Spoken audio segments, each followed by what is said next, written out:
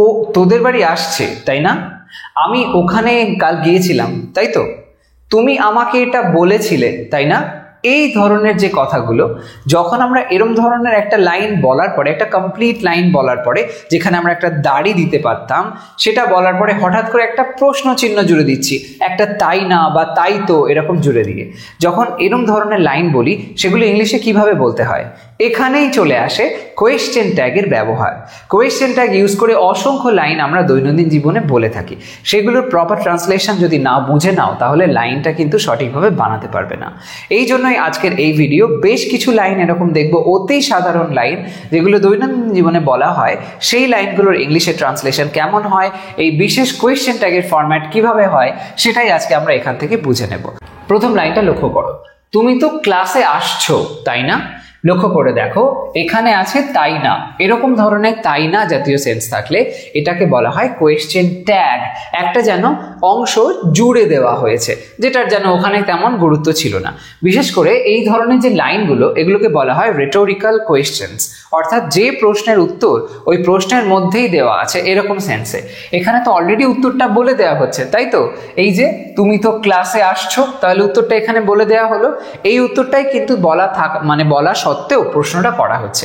এই টাইপের সেন্সে আমরা কিভাবে লাইনগুলো বলি দেখো। সেক্ষেত্রে ট্রান্সলেট করলে লাইনটা এরকম ভাবে বলবো, তুমি তো ক্লাসে আসছো, you are coming to class. আসছো কন্টিনিউয়াস সেন্স অনুযায়ী বলা হয়েছে, you are coming to class. Aren't you, aren't you যখন জানবে সাবজেক্ট যে আছে সেই অনুযায়ী আমরা দেখব ওখানে অক্সিলারি ভার্বটা কি আছে। সেই অক্সিলারি ভার্বটাকে আমরা কোয়েশ্চেন ট্যাগের মধ্যে ব্যবহার করব। এরপর যদি দেখি এই অংশটার মধ্যে কোনো নট সেন্স নেই, নট দেওয়া নেই, তাহলে আমরা ওখানে কোয়েশ্চেন ট্যাগে অক্সিলারির সাথে নট জুড়ব। যদি দেখি এখানে নট আছে তাহলে অক্সিলারির সাথে নট জুড়ব না। সেই অনুযায়ী আমরা লাইনটাকে বলবো। এখানে লক্ষ্য করে দেখো ইউ আর কামিং, আর যেহেতু ছিল সেই জন্য এখানে আমরা আর লিখলাম। তারপরে ওখানে নট ছিল না লাইনে কোনো, তাই জন্য আর এর সাথে নট জুড়লাম, করলাম আরন্ট। তারপরে যেটা সাবজেক্ট আছে এই সাবজেক্টটাকে ওখানে আমরা আবারও একবার দেখছি রিপিট হতে, আরন্ট ইউ। এরকম ভাবে একটা কোয়েশ্চেন ট্যাগ সম্পন্ন হয়, দিয়ে তারপরে জিজ্ঞাসা চিহ্ন দিয়ে দেবে। খেয়াল রাখবে লাইনে কিন্তু কোথাও ফুল স্টপের ব্যবহার করবে না, ওকে? পরেরটা, সে উত্তরটা জানে তাই না? এখানে দেখো লক্ষ্য করে তাই না বলা হলো, আবারও একবার সেম ভাবেই হয়েছে। ট্রান্সলেট করলে আমরা লাইনটাকে এরকম ভাবে বলবো, সে উত্তরটা জানে, এটা সিম্পল প্রেজেন্ট টেন্স, তাই জন্য she knows the answer. Doesn't she, doesn't she তাই না এরকম সেন্সে। এখানে ডাস কেন আসলো? এই জন্য আসলো কারণ লক্ষ্য করে দেখো এই লাইনটা সিম্পল প্রেজেন্ট টেন্সে হওয়ার কারণে কোনো এখানে আমরা অক্সিলারি খুঁজে পাচ্ছি না। সেই জন্য যখন অক্সিলারি এরকম থাকবে না তখন সেক্ষেত্রে আমরা ডু ভার্বের ব্যবহার করব অক্সিলারি সেন্সটা আনার জন্য। তোমরা জানো ডু ভার্ব অক্সিলারি হিসেবে কাজ করে, কোথাও সে ডু হিসাবে, কোথাও ডাজ হিসাবে, বা সিম্পল পাস্ট টেন্স হয়ে ডিড হিসাবে কাজ করে।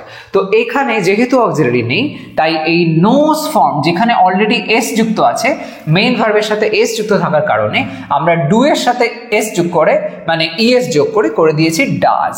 এটা আমরা সেক্ষেত্রে ব্যবহার করব যখন সিম্পল প্রেজেন্টে দেখবো অক্সিলারি নেই, সেই সেন্স অনুযায়ী লেখা আছে, তখন ডু ভার্বটা অক্সিলারির কাজ করবে এবং ডাজ হয়ে যাবে।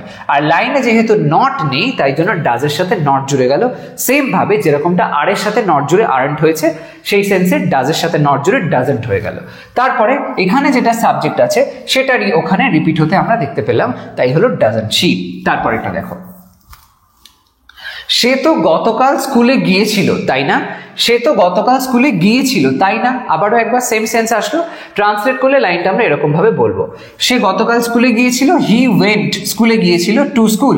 ইয়েস্টারডে ডিডন্ট হি, আগেরই মতন এখানেও হয়েছে, সিম্পল পাস্ট টেন্স যেহেতু হয়েছে এবার, তাই জন্য এখানে ওয়েন্ট এর থেকে ডু ভার্বের সেকেন্ড ফর্ম হয়ে গেল, সেই সেন্সে ডিড হয়ে গেল। যেহেতু সিম্পল পাস্ট টেন্স তখন তোমরা ডিড ব্যবহার করবে। তো হি went to school yesterday, did বলার পরে নট নেই লাইনটার মধ্যে কোথাও, তাই জন্য ডিডের সাথে নট যুক্ত হলো। ডিডন্ট হি সাবজেক্টটা রিপিট করা হলো, he went to school yesterday didn't he. মোট কথা সিম্পল প্রেজেন্ট টেন্স যখন হবে তখন কোয়েশ্চেন ট্যাগ করার সময় সময় ডু বা ডাজ ব্যবহার করবে, দেখে নেবে যে ভার্বের সাথে এস যুক্ত থাকছে কিনা, এস থাকলে ডাজ করবে, এস না থাকলে ডু করবে। আর যখন সিম্পল পাস্ট টেন্স হবে তখন ডিড ব্যবহার করবে। আর অংশটার মধ্যে, এই প্রথম অংশের মধ্যে যখন দেখবে নট নেই তখন নট দেবে, আর নট থাকলে নট দেবে না। এই হচ্ছে থিওরি। পরেরটা, আমরা আজ এটা শেষ করতে পারি, তাই না? আমরা আজ এটা শেষ করতে পারি, তাই না? তো সেই সেন্সে আবারও একবার ট্রান্সলেট করলে লাইনটা এইভাবে বলবো, we can finish this today. আজকে শেষ করতে পারি, পারা অর্থে ক্যান ব্যবহার হয়েছে। We can finish this today, আজ করতে পারি। ক্যান্ট উই, ক্যান্ট উই, এখানে ক্যানের সাথে নট জুড়ে গেল, সেই সেন্সে ক্যান্ট উই। ক্যান ব্যবহার হয়েছে কারণ এখানে অলরেডি ক্যান আছে, তো সেটাই চলে আসলো, আলাদা কিছু দরকার নেই। পরেরটা, তারা তো দেরি করবে না, তাই না? তারা তো দেরি করবে না, ফিউচারে বলা হয়েছে। They won't be late, won't মানে কি? Will not, they will not be late. তো সেই সেন্সে এই ওয়ন্ট থেকে, মানে উইল থেকে উইলটা এখানে চলে আসলো, উইল তারপরে দে, যেটা সাবজেক্ট সেটাই আবারও এখানে রিপিট হয়ে যাচ্ছে। They won't be late, will they. এখানে দেখো নট আসলো না, কেন আসলো না? কারণ এখানে আছে will not, not already involve আছে, সেই জন্য এই অংশে আমরা কোথাও নট লিখছি না। পরেরটা, আজ তো খুব গরম, তাই না? আজ তো খুব গরম, তাই না? সেইভাবে একই রকম ভাবে লাইনটা বলবো, it's very hot, it's very hot, isn't it? এখানে আজ কথাটা লেখা হয়নি, লাইনের সেন্স থেকেই বোঝানো হচ্ছে যে এটা বর্তমানকে বোঝাচ্ছে, বাট তোমরা এটা মেনশন করতে পারো এরকম ভাবে, ইটস ভেরি হট টুডে বললে তারপরে ইজন্ট ইট, ইজন্ট ইট, এরকম ভাবেও বলতে পারো। It's very hot today, isn't it? আজ খুব গরম, তাই না? এখানে দেখো যেহেতু ইটস রয়েছে মানে ইট ইজ, ইজ কথাটা ওখানে ইনভলভ আছে, সেই জন্য এখানে কিন্তু ইজ আসলো এবং না অর্থে নট ব্যবহার করা হলো, ইজন্ট ইট? পরেরটা, তুমি কফি পছন্দ করো, তাই না? একই ব্যাপার, সিম্পল প্রেজেন্ট টেন্সের লাইনটা বলা হয়েছে, তো সেই অর্থে ইউ লাইক কফি, তুমি পছন্দ করো, ইউ লাইক কফি। ইউ যেহেতু আছে তাই জন্য এটা লাইক হয়েছে, মানে V1, যেহেতু V1 আছে তাই জন্য ডু ব্যবহার করব আমরা। আর এই অংশটার মধ্যে কোথাও নট নেই, তাই জন্য do plus not, don't, don't you, you like coffee, don't you? পরেরটা, সে তো মাংস খায় না, তাই তো? এখানে দেখো না আছে, তার মানে আমরা সেই সেন্স অনুযায়ী লিখবো, নট ব্যবহার করব না ট্যাগের মধ্যে। She doesn't it meet, she doesn't it meet, তো এখানে ডাজ এটা চলে আসলো, যেটা হলো সিম্পল প্রেজেন্ট টেন্সের থিওরি অনুযায়ী ডাজ। আর যখন অলরেডি না থাকবে সিম্পল প্রেজেন্ট এবং সিম্পল পাস্ট টেন্সে, তখন জানবে অলরেডি তোমার ডু ভার্বটা দেয়া থাকবে, কারণ নট কখনো একা বসে না। সেই সেন্সে ডাজন্ট, ডিডন্ট, ডোন্ট এরকম কিছু বলা থাকবে, তখন সেক্ষেত্রে সেটাই তোমরা সেই সেন্স অনুযায়ী ধরে লিখে দেবে। তো শি ডাজন্ট ইট মিট, সে মাংস খায় না, তাই জন্য এখানে ডাজ আসলো কোয়েশ্চেনটাকে, এবং আবারও একবার সাবজেক্ট রিপিট হলো, ডাজ শি। নট আসলো না, যেহেতু ওখানে নট আছে তাই। পরের এক্সাম্পলগুলো দেখো, সে তো আমাদের সাহায্য করবে, তাই না? সে তো আমাদের সাহায্য করবে, তাই না? তো সেই সেন্সে লাইনটাকে আমরা এরকম ভাবে বলবো, হি will help us, won't he? He will করবে, সিম্পল ফিউচারে বলা হয়েছে হি উইল হেল্প আস, তো উইল ব্যবহারটা হয়েছে, সেই উইলটাই এখানে চলে আসলো। তো এটা অ্যাকচুয়ালি উইল নট, তো উইল প্লাস নট একসাথে করা হয়েছে, ওয়ন্ট, কন্ট্রাকশন ইউজ করা হয়েছে, won't he, he will help us, won't he? পরেরটা, তুমি তো ওই সিনেমাটা দেখেছো, তাই না? এখানে প্রেজেন্ট পারফেক্ট টেন্সে ব্যবহার করা হয়েছে, সেই সেন্সে you have seen that movie, you have seen that movie, এখানে সিনও বলতে পারো, আবার ওয়াচড বললেও অসুবিধা নেই। মুভিটা দেখেছো, দেখা কমপ্লিট হয়েছে, এই সেন্সে ওয়াচড বলতে পারো, you have watched that movie.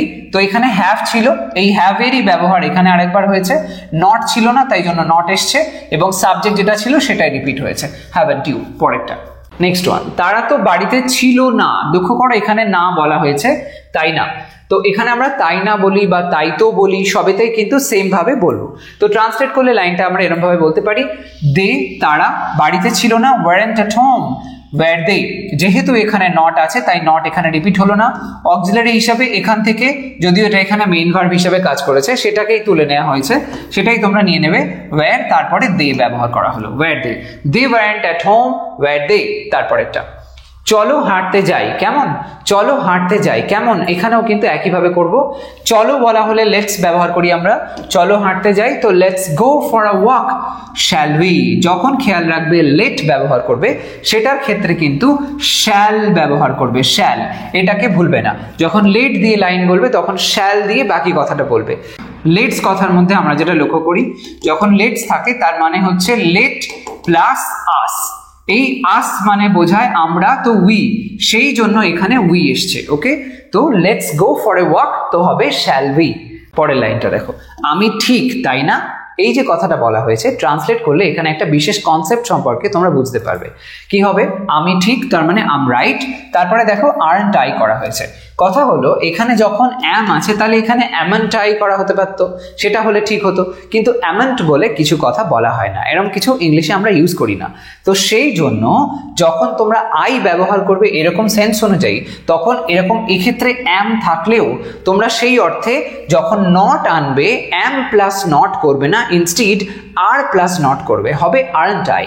কিন্তু যদি তোমরা এটাকে ভেঙে লেখো, অর্থাৎ যদি কন্ট্রাকশন ইউজ না করে এরকম ভাবে লেখো যে অ্যাম আই নট, তারপরে দিয়ে কোয়েশ্চেন চিহ্ন দাও, সেটা কিন্তু হতে পারে I'm right am I not, I'm right am I not.